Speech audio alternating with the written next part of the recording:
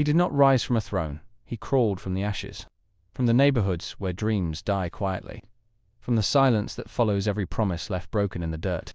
His rage was not random, it was shaped, sculpted by systems that smiled while they suffocated. He was not born angry. He was made that way. They called him a monster, but never asked who created him. Never asked what happens to a boy who watches the world bleed while his homeland turns away. He saw power locked behind glass, saw history rewritten by the victors, saw his own story buried before it was ever told, and decided to become the story instead. Every scar on his skin was a map of betrayal, a language only the forgotten understand. He was not seeking revenge. He was searching for balance, not for control, but for correction. He wore his pain-like armor, spoke in fire because whispers were never heard, and stood tall in a world that wanted him small. He did not want to rule.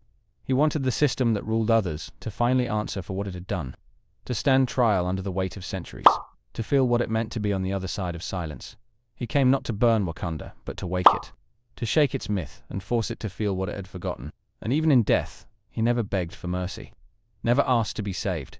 He simply watched the sunset he was never meant to see, and let his truth fall like a blade across the mountain.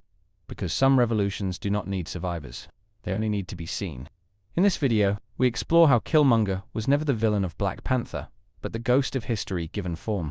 We unravel the trauma that shaped him, the truth that fueled him, and the painful possibility that maybe, just maybe, he was right all along. He stepped into the throne room, not as a conqueror, but as a question, a challenge carved in scars and silence, a man shaped by absence, by systems that buried him while crowning others. His anger was not chaos, it was clarity.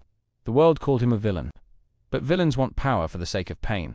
Killmonger wanted power to destroy a pattern, a system, a silence. He did not want to rule, he wanted the rulers to answer for what they ignored.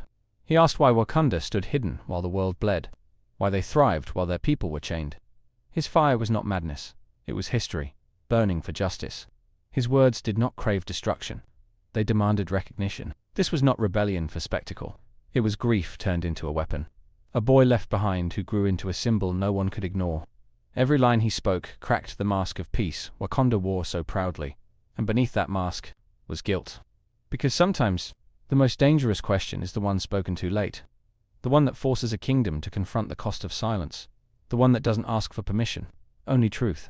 You cannot understand Killmonger without understanding the world that made him, a world where kings watched from shadows, while generations broke in the open.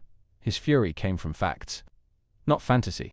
Colonization was not a story, it was a wound, carved into continents, soaked into soil, left to fester beneath flags and borders. Killmonger saw the cost of survival, and chose not to look away. He walked through cities where mothers cried, and no one heard, through neighborhoods flooded with sorrow and sirens, through nations built on blood and amnesia, and all the while, Wakanda remained untouched, unseen. To him that was betrayal, not just to him, but to all those who never had the chance to dream. To have power and do nothing is not neutrality, it is complicity. He did not want revenge, he wanted reckoning. Because every empire was built on stolen bones, and if Wakanda had the strength to lift them, and chose not to, then they were no better than those who caused the suffering in the first place. He was just a child when it began, left in a place where dreams rot quickly, where the air carries more sirens than songs, where fathers vanish and questions become scars. His story began not in a palace, but in pain, the kind of pain that seeps into your bones and teaches you not to trust the light. He did not grow with guidance, he grew with ghosts, trained by systems that weaponized his anger, sharpened his mind, and buried his heart. Every breath he took was a reminder that he was forgotten. Every lesson he learned came from watching others fall, and vowing not to fall the same way. Killmonger was not born broken. He was broken by design, by abandonment, by injustice, by watching the world burn from the outside, while Wakanda stood untouched in the distance. The line between rage and righteousness blurred, and he stepped over it without blinking. The fire inside him wasn't chosen, it was inherited, and no one came to put it out. When he returned, he did not want pity, he wanted purpose, to become the storm that once swallowed him, to force a nation to see the sun they erased. He wanted to be seen, not as a villain, but as a verdict, not as a man lost to vengeance, but as one shaped by the silence of kings. And in that verdict was grief too heavy for one man to carry. But he carried it anyway, because no one else would, because someone had to wear the weight, even if it was never theirs to begin with. When he took the throne, it was not for himself. It was for every soul who never had one, every forgotten name, every stolen ancestor, every body buried beneath someone else's history. He stood not as a king, but as a reckoning, a message sent through time. Wearing gold, but speaking fire. He burned tradition because tradition chose silence. He shattered legacy because legacy never served the broken. He didn't want to lead, he wanted to liberate. Even if the world wasn't ready, even if Wakanda resisted. He was the disruption that tradition needed to remember why it mattered at all. His plan was brutal, but so was the world he came from. He mirrored the violence that shaped him, not because he loved it, but because it was the only language the world ever taught him. Power does not listen to kindness, it bends to strength. And for the first time, Wakanda felt the full weight of the world they chose to ignore. Killmonger spoke that strength, lived that truth, and forced Wakanda to decide who they really were, not in myth, but in action. He was not chaos, he was clarity. A mirror they could no longer turn from, a reflection too sharp to look at, but too honest to ignore. And in that mirror was a reflection they tried to deny, but could no longer escape, because truth does not wait for permission. It breaks through the silence when it must. Killmonger died, but his message lived, not in fire, but in questions that would not fade. T'Challa saw it, heard it, felt the shift in the soil, the weight of a truth that could not be buried. And once truth is seen, it cannot be unseen. He opened the borders, not just out of mercy, but because he saw the cost of isolation. The boy with the scarred heart changed the king with the golden crown, and in that change, something sacred was born, not peace, but possibility. The start of something more honest than tradition ever offered. Wakanda stood taller because it finally chose to kneel beside the rest of the world, not in weakness, but in understanding.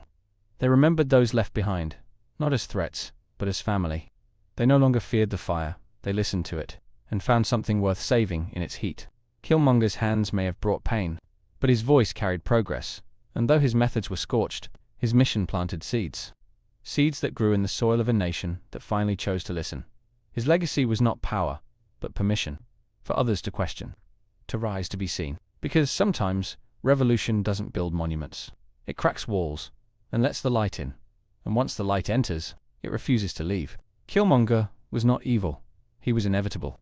A product of pain that never healed, of history that never apologized, of silence that became suffocating.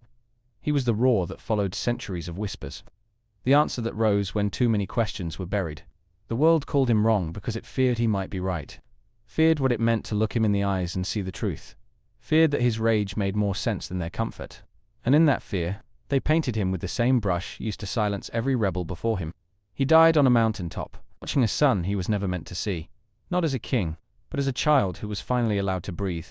His story ended, but the question he asked still echoes through the wind, the kind of question that haunts kingdoms, because it demands they look in the mirror. What is the price of silence? And who pays it when the powerful turn their eyes away?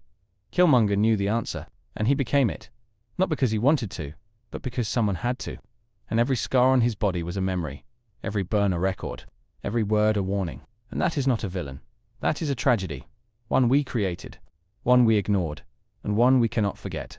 Because if we forget him, we repeat him, and the next one will not ask for a throne, only justice.